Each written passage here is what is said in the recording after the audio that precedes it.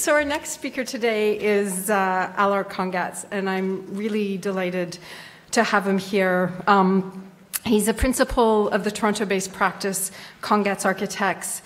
He's a graduate of the University of Toronto, and the practice was founded in 1990. They do public sector work with a diverse range of agencies and have been recognized nationally for their design excellence. They've won 3 Governor General's medals for Centennial College, for the Terence Donnelly Center, and in fact, one of his gems is down the road, and if you haven't been there, you should get in a car very quickly or take a bike before it gets too cold and go visit Hespeler Library, which is truly a gem of a building, and I would say that even with Alar not in the room. I was asked, in fact, I discovered his work because Canadian Architect asked me to write a review of it, and I can safely say it still stands as I think one of the most pristine and controlled and beautiful pieces of architecture I've seen in this country in a long time. So you've got a little piece of him very nearby, and probably offers a great place to study as well. The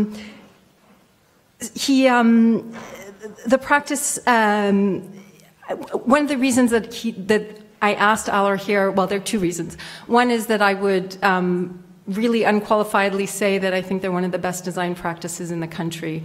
And they have modestly produced one by one some of the best pieces of architecture in the country, and they get recognized, and in some ways he probably represents the most traditional notion of the architect today, but one of the things that interests me is that it's actually quite a small practice, and so they managed to produce really outstanding work with a kind of core team, and this is partly side speculation, having rented some space from him very briefly, so he will probably tell you more about the kind of structure of the office. But they've taken on a range of works, and some are very significant public buildings, such as the Terence Donnelly Center at the University of Toronto. And I will leave it at that. Thank you very much.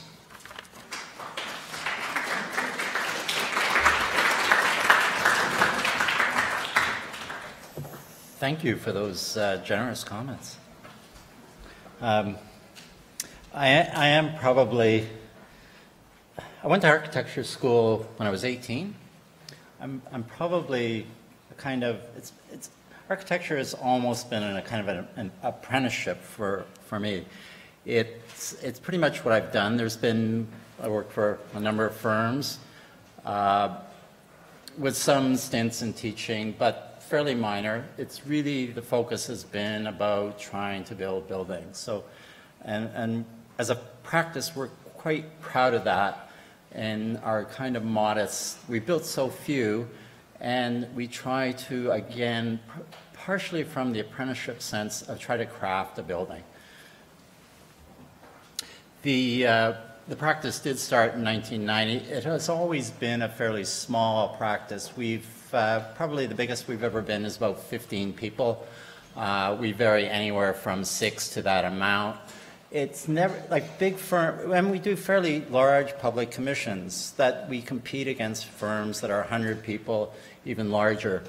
And one of the things that owners always kind of try to put you in the corner of, well, you're not big enough to do this, you don't have enough staff in case there's a problem. But we've consistently proved that not to be the case. And one of the things that you realize after a number of years is you can't kind of be bullied by sort of clients to say that you can't do it, when in fact it doesn't take 100 people to produce a building. It takes 6 or 7 good people that are dedicated to the task. And of course that varies in size, but certainly the size of buildings that we might have done, the biggest buildings, sort of under $30 million.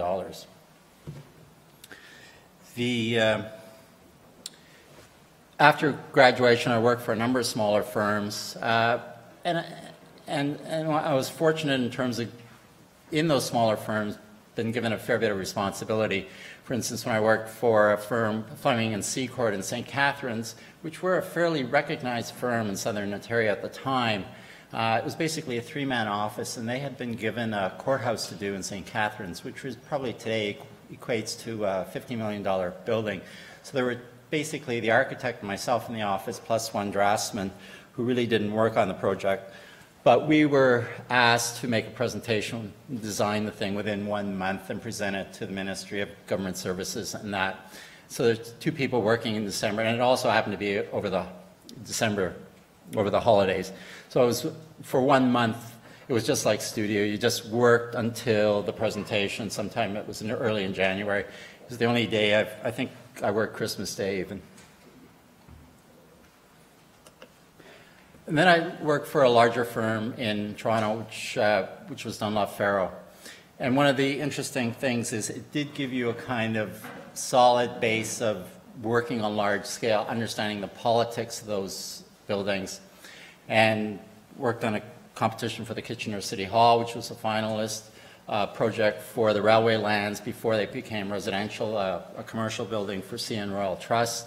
It also won and this was done with Eller Rebecca, which was the person at Eller Rebecca was a gentleman architect named Peter Pran. He was a Norwegian guy. I don't know if he's not that well known, but he is well known within the U.S. architectural community. And the one thing that it taught me was he was older already at the time, but the amount of energy and the dedication that's required to see a vision through. There's so many things that can go wrong in the entire process. It's just fraught with failure. And it's how to avoid that failure. And you can't let your guard down for 1 minute. And I think that was sort of a really, really good eye-opening lesson. So when you think things are going well on a project, just beware, because there's disaster down the road. The shock came, of course, when you started your own practices. Those 40, 50, 60, $100 million projects become kind of small competitions. This is a competition. One of the first things we did was a competition for Goodrem Awards. And we were so happy we actually ended up winning the project, and I think co-engineer came second. So we were, but it was done for a magazine called Contract, and Lisa Ranchon was the editor who became the editor of the Globe and Mail. So it was also kind of a strategic thing in the types of things that we actually pursued to see if there was an opportunity to win it, that we could get some additional mileage out of it in terms of getting some publicity out of it, getting someone who potentially is interested in writing. And so we were also very selective in what we were doing. And this was to convert one of the Goodrem Warts shed buildings, storage buildings, into live work studios. And it was kind of a political thing on her part because there was a large development being proposed, and it wasn't as kind of sensitive to what was there as might be. So it was an idea of getting some publicity for it and opening up the discussion in terms of what the distillery district might be like in Toronto. We worked on others. That also, from there, one of the jury members was a person named Billy Bridgman. She was the executive director of Toronto Artscape. And then from there, we ended up getting a very small commission for a place called the Music Gallery. The building that it is in has been long knocked down. It still exists as an institution, but it was on Richmond Street. We worked through it, and basically it was to make the building code compliant. So we became good at dealing with code issues, even though this doesn't look so codey. But it also was a kind of theater type thing, which was another thing that we were interested in, is developing a kind of cultural base to the practice in terms of the types of projects we pursued. We also were interested in planning. We weren't just interested in buildings in isolation, but we were interested in planning. So we actually got a commission to do a planning study for the G. Ross Lord Reservoir through a connection within the office through graduate of this school, Tim Lee, who had done a thesis project for this site. And we were able to get, with the city of North York at that time, a planning project. And I won't go through the detail of it.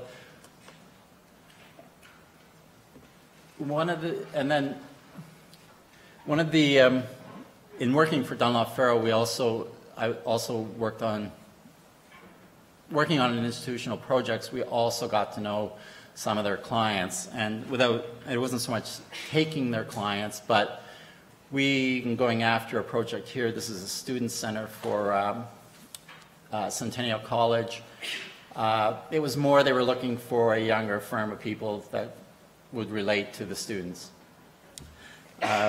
This is a project that actually we had applied for we sent it into Canadian Architect for a Canadian Architect Award the year that we did it. Don Mackay was on the jury, and he didn't believe we could build it. So we had sent those images through. But anyway, it did get built. It was more or less what it was like, as skeptical as he was. It did win a Governor General, but he was very generous after we won, because he came up and he said, you know, I didn't give you an award because I didn't think you could do it. And he was so happy that we actually kind of proved him wrong. We also do competitions from time to time on projects that we have no hope of winning. But we go to a try. This is the Royal Theatre in Copenhagen. It was done about 15 years ago. It looks a little bit like, some of the planning and stuff was a little bit like Diller Scafito's Contemporary Museum in Boston, but done before that, actually. But we started looking at things, how we became fascinated just because we dealt with clients and had to meet their functional program needs. And we were looking at ways to, how do you take that, how do you do it differently than just kind of fitting in stuff? How can you re-examine how a program works and how the functionality works? And rather than thinking in terms of functionality, how can it make the building perform better in terms of what the client will get in the end? So for us, it was just kind of tweaking it. So traditionally, theaters there's an auditorium, there's a stage area that has a big high fly tower, and then there's a ton of support space behind it. So ours was very simple, that we took the basic elements and then just started plugging in the bits at the back that needed to be where they were. And that, for us, got the relationships where we wanted it, but also made a more interesting building in terms of how it related to the rest of the city, the residential area behind. These were kind of early study models of it. Staples are great in terms of holding the stuff together. But it was very simple. And then the ends, this was on a sort of inlet going into the city of Copenhagen. And the ends were just cut off to reveal what actually happens inside. So often theaters are the black box, and you cannot actually visually see what goes on. So we very deliberately kind of sliced it. It could have been extruded longer. But and then one of the things we looked at, and partially from my own background and given the fact that it was Denmark, was stainless steel, which we kind of tucked away for a future time until we got this project, which was a medical school for University of Toronto, the Terence Donnelly House Sciences Complex, which, if you know the campus, it's really a kind of lovely suburban campus. It has lots of great buildings on it by lots of well-known architects, but they are arranged so that they actually make sense together. It isn't just kind of one plot. Somebody gets a site. Every site had a responsibility to adjacent building. And one of the things about the campus is it is a really, in terms of its natural setting, it's on the Credit River. It has this kind of, you know, we got the commission in November, beautiful, you know, even when the leaves were off, the kind of coloration that existed amongst the vegetation. And one of the things the campus has, it has these amazing plane trees in one of the courtyards where the bark starts to peel away. And we started thinking that, well, that's a kind of interesting thing. And so we tucked that away as well. When we present to clients, we never present with one sort of solution, because the fear is always the one that we want is the one they're going to hate. So we give them several to choose so they can hate 2 or 3 of them, and then allow us to kind of slowly kind of move the one we want forward. So we did a series of sort of schematics until we came up with one that we thought made sense in terms of the program. kind of harking back to the Copenhagen thing in terms of its massing of giving individual floor plates their own sort of dimensionality. For instance, we have a level 3 that is a very long, thin building, and basically it has the faculty offices. We thought if you're going to school for 10 years, and the least you could do is have an office with a window, and hopefully a window that opens. And then we started to define this and slowly bring the client along. This building was also done with very strict university guidelines in terms of area requirements, cost, window area, and it was all a kind of, you had to meet this number, and this number. We started looking at kind of how, if we started layering and plating the thing, how it could be supported. We had initially came up with a structure, a steel frame structure that only had 6 columns to it, but the price of steel skyrocketed. So one of the things for us is, if we're presented with a challenge, we don't try to kind of convince the client, you got to go with this because it's the only way to go. The steel is it. The client clearly had an adverse, really strong concerns about being able to, that the project might be in jeopardy if it came in too high. So within a couple of weeks, we actually turned it around into a concrete structure, and in the end, that's what got built. But it gave us all sorts of credibility with the client in terms of our ability to, one, listen and also produce. So harking back to the Copenhagen project, we started looking at materiality of it. We started looking at how the panelization, how it related to its kind of natural surroundings, kind of a literal takeoff of those initial trees, or the idea of the plane trees where the bark is falling off and revealing windows and that. We went through a series of customized fabrication. We worked with the fabricator throughout the process and everything to make sure that you could actually fold the things, bend the things. And then we checked, you know, we had X number of panels of this, so in terms of the costing, we could tell the cost consultant what it was at each floor, at each level, so that the thing can move forward as kind of fabrication drawing. The client was also skeptical about what you could see out, so we created a mock-up within the office, took a photograph of what you would see on site, and showed them exactly, depending on where you were looking at it, you could see out and that.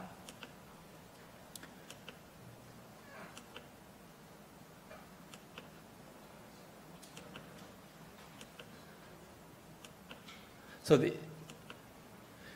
that even with the interior, one of the things as architects for us is, the problem with architecture is that it isn't that there's too few ideas, there's too many ideas. So for us, it's all about editing and making sure that either the materiality, we also kind of have a thing, if it's more than like 5 materials on a project, it's not going to happen.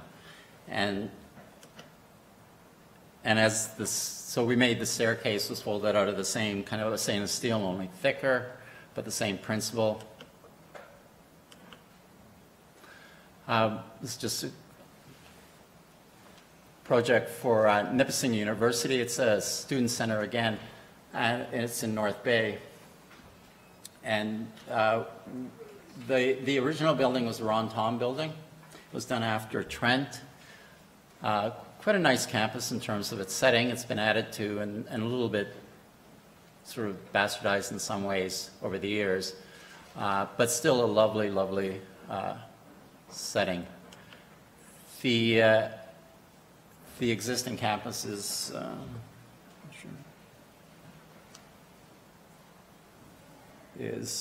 through here. That view that was shot was somewhere in through here. But anyway, they were looking at a new student center that would become a kind of hub to a new part of the campus.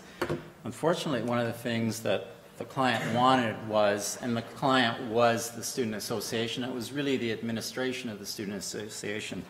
And they were adamant that this thing would be a kind of log cabin, a kind of alpine village, not unlike sort of Mount Tremblant with lots of wood. and turrets and that. And that made us really, really nervous. And this was, again, this is about 10 years ago. Projects take forever with the exception. The U of T is the fastest project we ever done, and that only took 4 years. But things take forever, and you get older too, so it's hard to sustain the energy level. But anyway, so as we were driving up, we came across these trucks all the time with logs. So we thought, well, we could do a kind of mapping exercise in terms of we could give them the logs, but we could also give them something else, because we had also been working on Hespler, and we were working on, if you know the project that has some stenciling on ceramic frit on the glass. And we started thinking, well, we could try to use the same thing again, where we map out the materiality on the building and use the building. So we actually started working with, we started using both real logs and kind of fake logs. And we worked with the University of Toronto Forestry Department of how to stabilize, when you cut logs, how do you make them stable? So they came up with a process that we could work with. We got wood that was cut and by a local mill up north and a forestry, a logger. And we started figuring out how we could make this work. So what we did was we started taking the things, photographing them, and seeing how we could adjust them onto making murals and graphics out of them in terms of the facade. So it started very simply, just the real thing. This has been treated with ethanol so that it doesn't crack, and then we photographed it, and then we put it on glass. And then we started looking at how do you make a pattern economically, and what it would look like, and then renderings. This hasn't been built yet, but all the working drawings were done. So on the outside there's a frit, and on the inside it's actually the real logs, and it's basically like that truck, but it's just carved, all the spaces are carved out of the logs. So this would be a lounge within the space. The other thing we try to do as a practice is, again, position ourselves to try to get the work that we want to do. And we're not going to compete against, Herzog Zimmermann of this world in terms of an art gallery space for Winnipeg, but we can compete for projects in smaller locations. This is the city of Sarnia. They had issued a design-build proposal for a new art gallery in the downtown. They issued it again. It was done in sometime just before Christmas. We knew, and it was a nice project. It had a fairly decent budget. We knew that given the time frame, that other competing firms probably wouldn't have the energy to compete against it. It was also out of town. That we might have a shot if we worked throughout the holidays and just worked hard to get the project and to do the kind of proposal and preliminary design that was required. So we did, and we actually ended up getting it, but it was really the result of just hard work and knowing that other people weren't going to work as hard. It was kind of particular magic to it. But anyway, it got us a Category A art gallery. The One Centennial project span another project for Centennial, which was an athletic center, which we finished a couple of years ago. It's on the edge of the 401. One of the things that we as a practice are interested in, and as I mentioned before, we're not interested in buildings in isolation. We're interested in buildings in their cultural, social, and economic context. So, and we're interested in the contradictions that exist. The highway to the north of this image, or to the top of the page, to a ravine, Highland Creek to the south, the contradiction of having the biggest highway in Canada against one of the nicest ravines in the city of Toronto. How do you kind of work that into something that might be a new landscape for the project? In addition to building the athletic center, there was also a requirement to build a courtyard between and amongst the existing buildings. We had originally, when we did the student center, which is,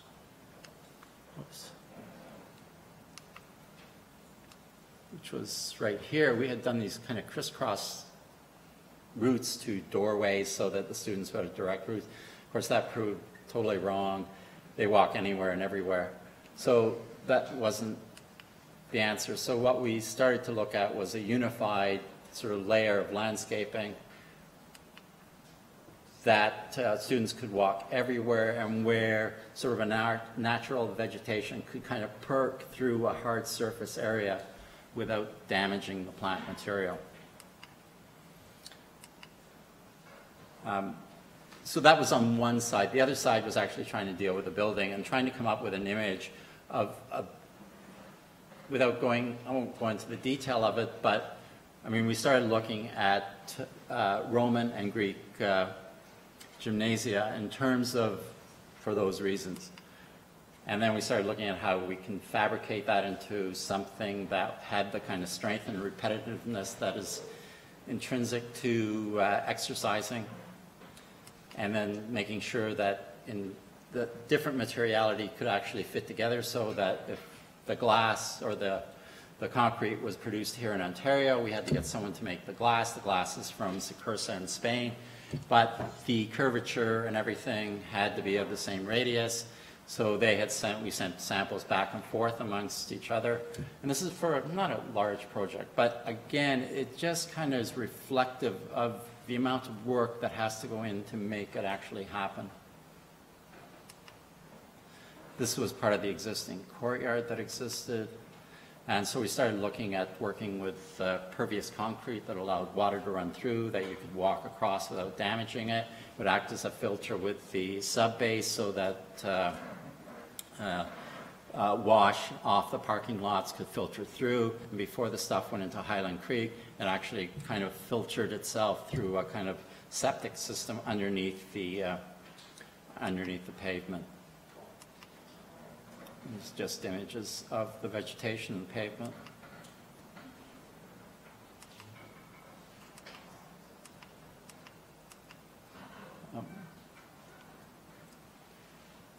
I mean, we try to save what we can on projects. We saved all the wood flooring for wood paneling in the gym. This is the weight area. This is the green wall. We wanted all the kind of hormone advanced students to exercise in front of the green wall and become the Incredible Hulk for a day. We also worked on a project here across the river this was the feasibility study for this project for the old post office. One of the things that, in this case, the post office was the main kind of attraction, the old building, and it was the kind of thing that the community understood was the rallying point to save the building. The functionality of it was a kind of a separate issue almost. So in the case of Hespeler, where, if you know the project, where we encased the entire building in glass, in this case we only touched the building in two locations, one here and then one here vertically. So in fact, the old building was almost completely separate from the existing. So the idea was that if it rained and you were walking through, the patina of the existing building would remain intact, how it looked in different light conditions would all remain intact, more or less what it is now. And it became a kind of instructional thing. If you were taking students around, you could actually, and it all obviously worked planning-wise. So we created this kind of ribbon effect that wrapped the building.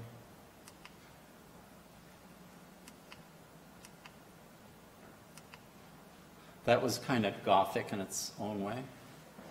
But again, the touching points were limited, so this was actually outdoor space that water and that could drip through so that the stone would get colored. And if you were a student coming up to an upper level, you could actually look out and see roof details and understand how the building was put together. And also offered great views out. This is Hespeler, and probably one of the reasons why we did, this kind of isn't fair, but maybe the city thought they didn't want another eyesore, I guess. But anyway, this is just quickly. The project actually received a good press, but the only reason I'm showing this in conclusion is that I think what we want our buildings to do is they have to get people talking. So it doesn't matter whether they hate it or they don't, and you just have to be a good sport about it. So actually, I'm quite proud of that someone would post that and say it's an eyesore of the month. But it got a lot of press. It generated a phenomenal amount of press. Some good, some bad. I think Rick Holdenby some people thought it was gaudy. Rick Holdenby thought it was kind of an extreme approach. Lisa Ranchon, the Globe and Mail, thought, hey, it offered, it was a great building, offered a precedent for other communities across Canada. And even Lola Shepherd thought it was okay. So thank you very much.